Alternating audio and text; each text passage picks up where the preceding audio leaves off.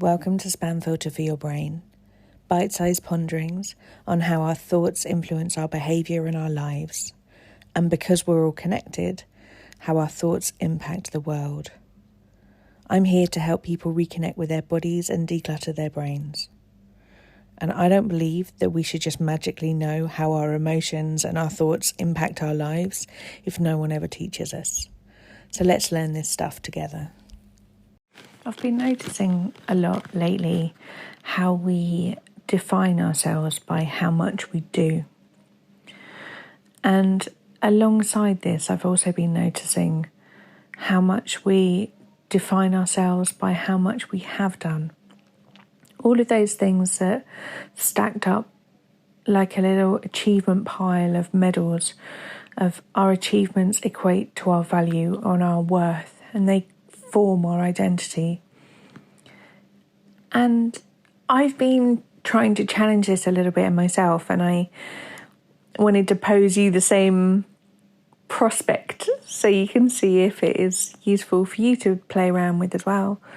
And that's, rather than asking myself what I have done, it's more interesting and playful and curious for me to ask myself, who could I be?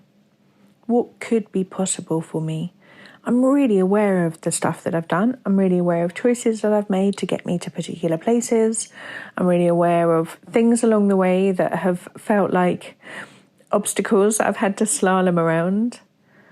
And all of those things can become a very big story about why and how the bad stuff happened, or I didn't get to that particular place, or I haven't done this thing. And I'm tired of that story. It's exhausting. And I feel like I managed to let go of a huge bulk of it several years ago when I started this coaching work, which is why I trained in it in the first place, because I'd spent years trying to let go of it. And this is the work that enabled me to do that. But each iteration, each new class that I do, each workshop that I go to, each time I sit down and do the work myself with the books that I read on this stuff, I try and just peel back one more layer of where am I holding my identity to be my sad story of the past rather than writing myself a joyful story of a future. And so this idea of who could I be suddenly opens up so many possibilities of potential and growth and playfulness and joy. I think quite often when we look back on our how we got here story, it's not often very much joy that is in there. Even though we might have been having quite a nice time, I think that the bad times almost stand out to us more than our brains are sort of focusing on those more so we don't repeat any danger that might have come up in the past.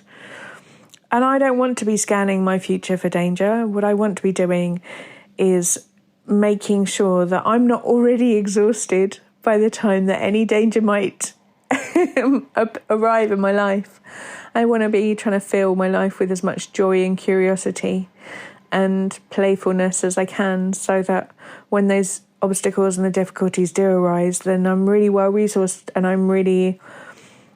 it's so funny. It sounds like we use it as a colloquial insult, but so I'm so full of myself, and I mean that in a really pure way. Like, I know who I am when these obstacles arise. And so I can take myself and carry myself through these things in a way that aligns with my values and a way that aligns with the life that I want to be living. So this is my invitation to you this week. If you would like to dabble in it as well, who could you be? Not rather than what you've done. If you want to let me know where this question has taken you, do drop me an email. I'd love to hear it. If you're enjoying what you're hearing on the podcast here, I would love to invite you to Self-Care School. Self-Care School is a membership site where we have group coaching calls every week. We have a whole load of courses that you can dip into for whatever suits your needs. We have courses on confidence, body image, timekeeping, how to manage big emotions, overwhelm, loads and loads of stuff in there. You can kind of pick out whatever you want to work on. There is a big library of workbooks, which includes journal prompts and questions for you to be able to apply this work to your own life. And we have the most amazing community where people support each other, we learn from each other, and you get to work alongside people with quite often very different life situations to your own, and we learn so much together in community. If you would like some more of this, please do hop over to selfcareschool.co.uk.